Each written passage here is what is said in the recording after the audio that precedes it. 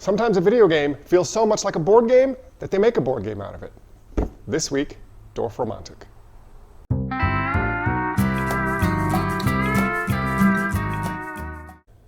Hey everyone, I am Kylie, here at Games Unlimited in beautiful Pittsburgh, Pennsylvania, and I finally get to talk about this year's Spiel des Jahres Game of the Year winning game, Dorfromantik. We had a few copies of this. They sold out immediately. I didn't even get a chance to play it, but we finally got a big restock, so I want to tell you a little bit about this.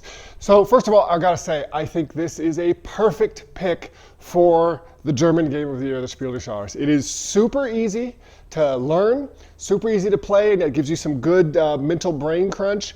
And the best part about it, it's one of these games that has like a lot of things to unlock. So it's sort of a campaign game. I wouldn't put it in the sort of legacy game type thing. You can certainly just play individual games, but as you play games, you're going to check off some boxes on the sheet that will allow you to open up some new boxes, which are going to add new tiles, add some new rules, add some new achievements you can try to do, which just keep the game fresh and new.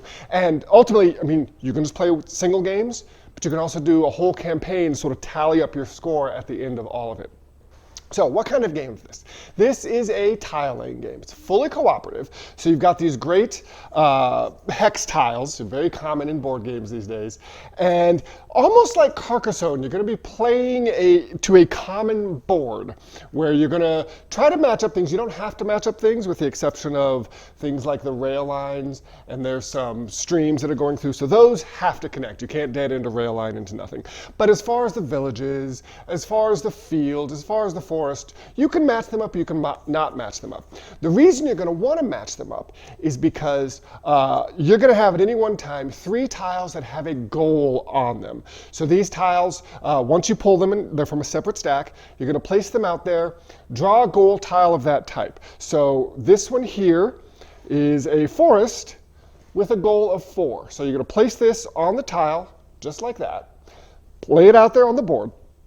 And then that is completed when there are a total of 4 tiles with forest all touching each other that touches that little goal tile. Once you do that, you get to take the little token off. That's going to be worth 4 points at the end of the game.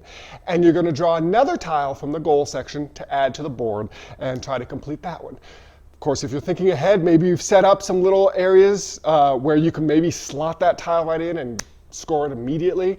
Maybe you want to set up areas with multiple of the same goal together so you can sort of kill 2 birds with 1 stone as you're putting things out there. But those are the things that you're doing as you try to set up your board. There's also tiles that have little flags on them. Those flags are going to be tiles that score at the end of the game if what they're in. So this is a little village flag tile. So at the end of the game, if the village that flag tile is in is completed, meaning it has no open edges, you're going to get 1 point per tile that's part of that village. So that's another thing you're looking at. Now, everything I'm describing right now is the base game. This is how you're going to play the very first time you play the game. There's a little sheet that you can use to tally up your points at the end, but you're only actually going to be using this top part of the sheet for your first game. All this other stuff, those are things you're going to unlock later. Because as you start to open these boxes, new rules get added, new things to think about, new ways to score even more points. Because the amount of points, when I look at this campaign sheet has, something like 400 points. My first game, I got, what did I get? I think I got 112 points. There's no way to get 400 points, no matter how good you played with just the base. So it's clear that some things are going to start to open up and unlock some new ways to get points, which of course is going to add to the complexity. What I love about campaign style games that have unlocked achievements like this, it reminds me of Zombie Kids, which I played with my kids.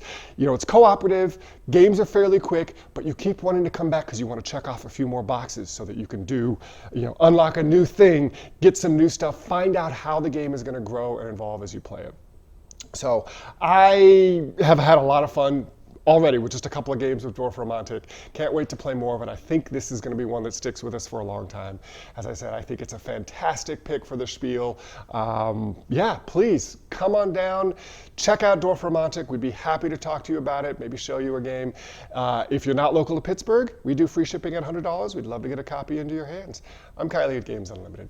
Come on down, pick up a copy, and unbox some fun.